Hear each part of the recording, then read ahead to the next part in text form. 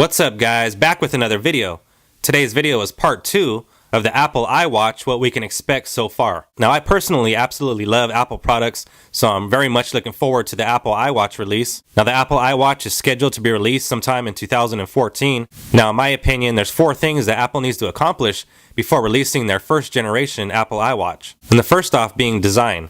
Now obviously this is going to be a watch, this is something that's going to be a fashion statement somewhat, so this needs to be something that's appealing to the eye. Now, Apple is also said to be possibly releasing 2 versions of the Apple iWatch, one for men and one for women. If that's the case, then there's going to be 2 band options as well as 2 screen sizes. Now, the second thing that Apple needs to accomplish is battery life. Now, up to this point, rumors have suggested that Apple has only been able to accomplish up to 2 to 3 days of battery life. Rumors have also went on to state that Apple is not satisfied with 2 to 3 days of battery life, but they're looking for 5 to 7 days of battery life on one single charge. There's also 2 more possible forms of charging the battery as well that Apple is exploring, one of those being solar charging and the other being motion charging. And in my opinion, I think that both of them implemented along with a battery would equal for a very long-lasting battery life. Now it is said that the Apple iWatch is going to be capable of solar charging due to the fact that it is said to be made out of complete sapphire glass in the front.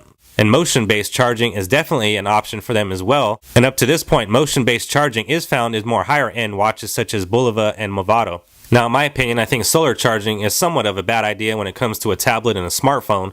And the reason for that is that you're always placing your smartphone or tablet into a pocket or a backpack, which is obviously a dark spot and is not going to get sun. And I don't know about you guys, but I've always tried to keep my devices out of direct sunlight. Now, a smartwatch that goes on your wrist, on the other hand, is definitely going to be exposed to the elements, therefore would be a smarter idea to use solar charging for.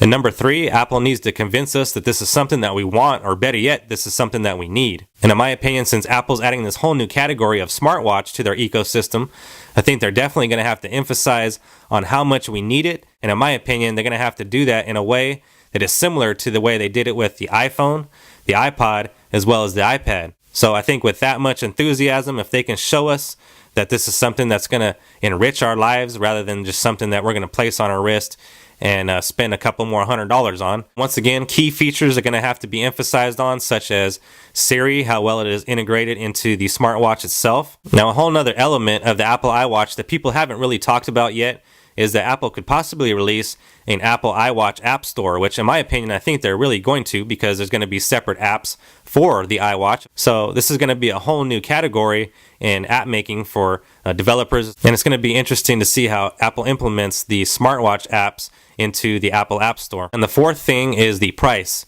Now, Apple has been known to create very high quality items, but then tack on a very high price tag. But that does come with quality. I think Apple needs to really hit the nail on the head when it comes to a price tag for this smartwatch. So with that being said, Apple's going to have to definitely hit a sweet spot when it comes to the price tag. If Apple does release 2 versions of the smartwatch, both a woman's and a men's version, I think the woman's will be $199, while the men's version will probably be about $249. And one thing that we can pretty much count on for sure is that Apple's going to heavily emphasize Siri into the smartwatch, and that is because they're going to focus on voice commands. Now, being able to implement various voice commands via Siri is going to be a definite selling point for the smartwatch. And I also think another huge feature that Apple's going to implement and heavily highlight in the keynote when they release the iWatch is going to be FaceTime on the iWatch. So you're going to be able to visually see face-to-face the person that you're talking to on your wrist. Now, I also think that Apple's going to heavily implement fitness into this iWatch, but I think it definitely needs to be way more than just a fitness band. Now, I think Apple will implement some very important features into this iWatch, such as glucose and blood pressure monitoring, which will definitely appeal to the health community, which opens up a huge number of people, including anyone from a young child all the way up to an older adult, which would possibly be using this smartwatch just for the sole purpose of the fitness and glucose and blood pressure monitoring functionalities that are going to be available in the iWatch. Now, Apple is also said to be releasing a new application in iOS 8 called HealthBook, which is going to be directly tied into the Apple iWatch. Now, with that being said, that makes me think that the iWatch is going to be released alongside of iOS 8, which of course is only released with the newest iPhone. So that means that the Apple iWatch could be released alongside the iPhone 6. Now, if Apple does implement sapphire glass on the exterior of the Apple iWatch, that would definitely implement a very nice scratch-resistant material, which would help to keep your Apple iWatch looking very nice with no scratches. So let's quickly touch basis on some of the health features that Apple will possibly be implementing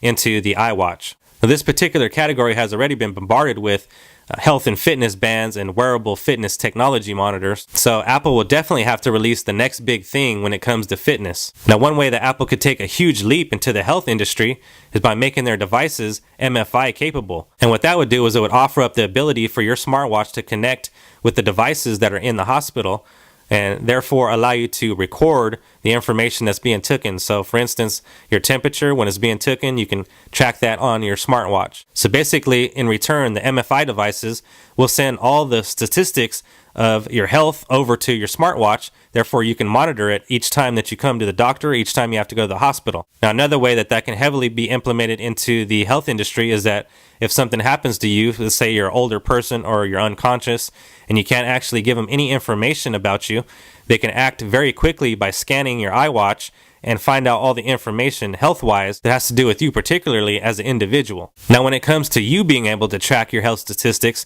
it will be available on your iWatch, but it'll also be available via the HealthBook app. Once again, that's going to be released in iOS 8. Now, I think Apple will also emphasize on the feature and functionality of having an iPod on your smartwatch. I think they also might go as far as adding a 3.5mm headphone jack to be able to plug your earpods in. Now, I think Apple could also heavily implement iBeacon into the smartwatch as well, allowing you to be able to quickly access passport information while at an airport, check your smartwatch to make sure that your front door is locked, or interact as a type of baby monitor via FaceTime. Now, the Apple iWatch will provide incoming call information as well as a photo of the person calling. You'll also receive alerts for calendar events as well as incoming emails. And they're also said to be implementing the ability to get from point A to point B with on-wrist mapping. So to sum it all up, I think the Apple iWatch will be more about convenience and integration. I think Apple will reinvent the smartwatch category and bring fitness and health tracking to the forefront of iOS. Now, we still don't actually know what Tim Cook's plans are until he actually pulls the Apple iWatch out of his pocket on stage. Now, let me know down in the comments section below what you guys would like to see in terms of functionality on the Apple iWatch. Well, that's going to do it for me on this one, guys. If you missed the first episode of the Apple iWatch, what we can expect so far, I will have it linked down below. If you have not yet checked out my free application for iOS and Android, Review the Best, be sure to do so. The link will be available down below. Be sure to check out my website, factoryfreshcontent.com. I also have another YouTube channel that I'm currently running here on YouTube. Be sure to check it out. Once again, it will be linked down below. If you have not yet subscribed to the channel, now's a great time to do so. Be sure to drop a thumbs up down below. As always, thank you guys for watching, and I'll see you guys on the next one.